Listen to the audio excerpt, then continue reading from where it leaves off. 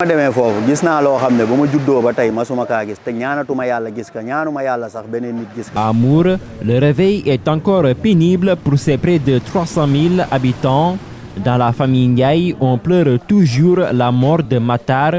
Âgé de 38 ans, le marié et père de 2 enfants a embarqué dimanche dans la pirogue pour l'Espagne. Ibrahim Ndiaye, son frère aîné, n'en revient toujours pas. Vraiment, moi j'étais surpris. Je vous ai dit que quand Sada m'a dit que Maho est décédé, pour moi c'était une accident. Je n'ai jamais pensé qu'il prenait la pirogue. Et d'ailleurs, quand on se mettait là, chaque jour, à parler, on discutait de lui. Il fustigeait cette attitude d'aller dans les pirogues. Tout comme Matar, plus d'une centaine de personnes étaient à bord de l'embarcation. Seuls 8 survivants ont été enregistrés.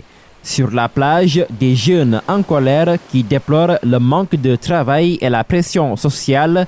Les principales raisons des départs selon Issa, jeune pêcheur. Jeunes yi nii mbëkk mi duñ ko gaaw a bàyyi ndax lan ndax tegaguñ lu leer ci table ji ko waa ndax wanaguñ ñu loo xamante ne nii mën naa tax ñu bañ a dem réew balaa ñoo teg lu leer dañoo war a teg lu leer ñu bañ a dem quoi mais lii ñu gis nii moom demul kër.